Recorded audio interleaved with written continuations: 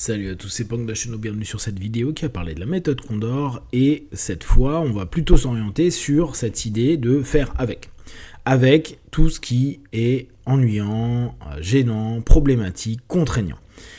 À partir du moment où vous commencez à le mettre dans votre cadre et vous dire ok, ça fait partie de mon quotidien, vous n'allez plus être dans ce que je vous disais précédemment, la création d'un récit et une espèce de justification ou de plainte constante sur ce qui est en train de se passer. Ça ne veut pas dire que ça ne va pas être fatigant, si on reprend cette notion-là. Ça ne va pas être ennuyant, ça ne va pas être agaçant, ça ne va pas être contraignant. C'est pas parce que vous l'absorbez dans votre cadre que pour autant ce que vous allez ressentir va être différent. Ce que vous allez penser ne le sera pas non plus. Et du coup, il faut faire avec. Se faire avec, c'est comme vous dire, bon bah voilà, je viens de me blesser, et ou voire même je me suis grièvement blessé, et maintenant je boite. C'est chiant. Et il est possible que jamais plus, vous ne boiteriez plus. Ok. Maintenant, soit vous passez votre vie à vous dire je reste assis, je bouge plus, soit vous dites, bah je fais avec. Et c'est une contrainte, et c'est chiant, et je vais tenter de trouver quand même des moyens de vivre une vie qui peut me convenir.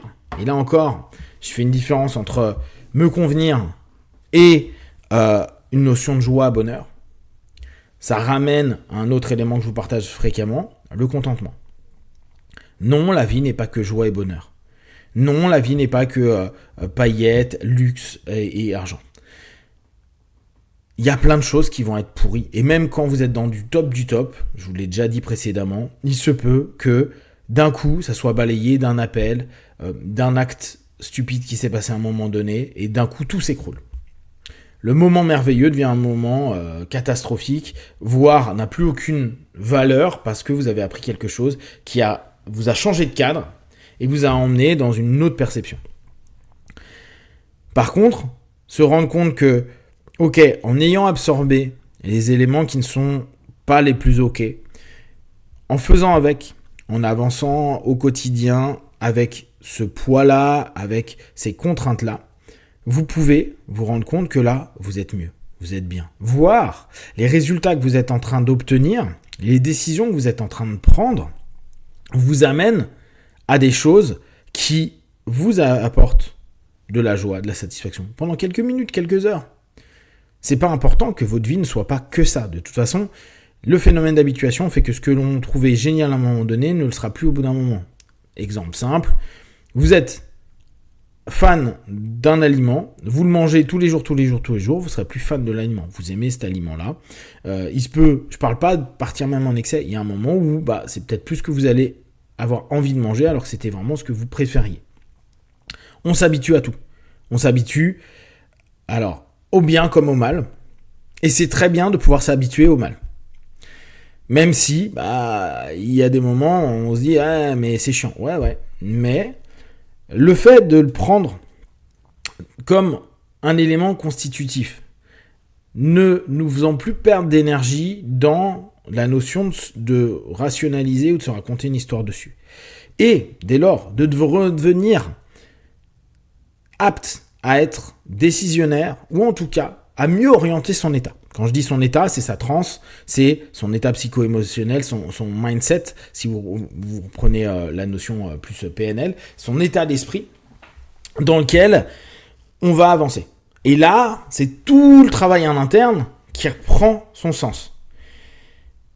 J'ai admis qu'il y a un ensemble d'éléments qui peuvent être un peu plus obscurs, un peu plus galères, et que ça peut arriver n'importe quand dans la journée. Je vais être fatigué, je vais en avoir marre, je vais sentir que je suis un peu déprimé et tout. Ok. Je le prends en compte. Et là encore, ne niez pas, ne rejetez pas. Prenez et voyez, considérez les options que vous avez, en interne et en externe, pour vous dire, ok, qu'est-ce que je vais sélectionner ? En gros, mon état va être la neutralisation des éléments qui m'embête. Quand je dis neutralisation, ça veut juste dire je vais pas me focaliser à fond dessus, je commence à être déprimé, fatigué. Ok, je sais que je suis un peu déprimé, fatigué aujourd'hui. Je neutralise ça, c'est-à-dire je le nourris pas dans le truc, je le prends comme un élément que je ne peux pas changer.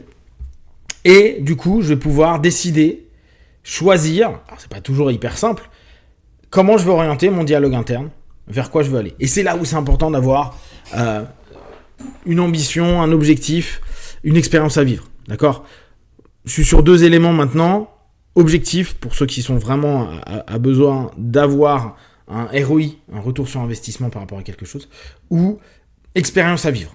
Le rapport expérientiel va aussi nous ramener une orientation dans notre transe et se dire qu'est-ce que je veux vivre comme expérience. Ça va être moins l'aboutissement qui va avoir de l'importance, objectif, la réalisation de l'objectif, mais l'expérience vécue qui aura de l'importance. Du coup, dès que je commence à pouvoir sélectionner des éléments, ne pas m'arrêter sur ce qui surgit, mais le prenant en compte comme disant ok, bon, c'est malheureusement en tâche de fond aujourd'hui, c'est comme ça, et le c'est comme ça, à la limite pour ceux qui ont suivi un peu Balek Zone, c'est je m'en balèque, c'est comme ça, balèque.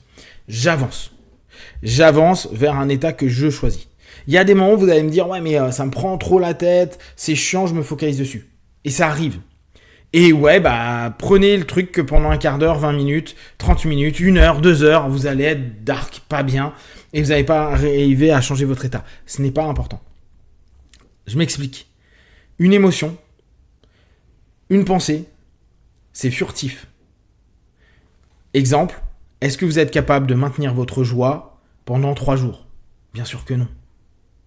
Est-ce que vous êtes capable de maintenir quelque chose d'hyper négatif tout le temps ? Non, vous êtes obligé de le renourrir. Et même, on le sait, avec le temps, ça diminue. Que ce soit nos pensées, tentez de maintenir une pensée, toujours la même, tout le temps. Même les personnes qui sont down, ils vont créer un ensemble d'éléments qui vont être autour de cette pensée, mais la pensée en elle-même aura déjà disparu, puisqu'il y en a d'autres qui vont changer, après ils vont revenir dessus, mais ils reviennent dessus, c'est qu'ils ne la maintiennent pas. On n'est pas fait pour maintenir des émotions et des pensées dans le temps. Donc, si vous avez besoin d'1 heure et demie de « je suis dark, tout est pourri, j'en ai marre, je veux pas bouger », le mieux serait de faire avec et d'être actif, et en tout cas de vous orienter vers le truc, même en prenant en compte que vous allez ralentir votre rythme, que vous allez peut-être pas être hyper productif et tout, mais vous faites quand même quelque chose, vous agissez. Ou vous dites « ok, là, je me laisse 1 heure, 1 heure et demie, de toute façon, ça va se casser ». Et de toute façon, dans 1 heure, 1 heure et demie, quoi qu'il arrive, je me bouge les fesses pour quelque chose. Lire, apprendre, avancer, voir un client, voir un ami, qu'importe. À partir du moment où vous commencez à décider et à avoir la compétence de décider votre état, et ça, au fur et à mesure, vous allez prendre cette habitude-là. Parce que vous allez de moins en moins être dans une notion associée à ce truc tout bête qui va être de sur-exploiter votre récit. Vous allez à ce moment-là simplement vous dire « Ok, je ressens ça, je pense ça, éventuellement j'ai cette émotion-là, je le prends en compte, et moi, j'ai l'habitude qu'à ce moment-là, j'active cette manière de penser, ces actions. » Je vous invite à ce moment-là, quand vous commencez à sentir que vous êtes bloqué dans votre tête et dans vos émotions, d'aller dans du corporel.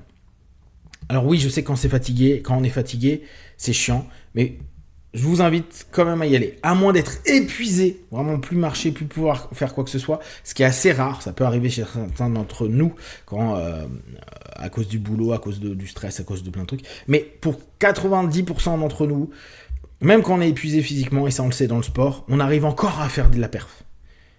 Là, je ne vous demande pas une perf, c'est juste vous bouger. Prenez une décision sous 3 à 5 secondes. 3 secondes étant mieux. Et allez-y. J'ai pas envie de sortir, prenez votre sac, sortez. J'ai pas envie de faire ça, faites-le. Réactivez votre corps. Pour après peut-être vous dire, allez, dans 2 heures, je vais au lit, il est que 9 heures, c'est pas grave. Faire avec, c'est pouvoir, au bout d'un moment, choisir les états et les trans dans lesquels vous allez vivre et donc composer avec l'ensemble des éléments que vous avez en vous vers une expérience ou un objectif que vous avez en tête. Si vous avez des questions et des remarques que vous voulez partager sur Facebook, YouTube, j'y répondrai le plus rapidement possible comme d'habitude. De tout ce que je propose, ne prenez que ce qui est bon et juste pour vous tester, observer, analyser et conclure. Be one.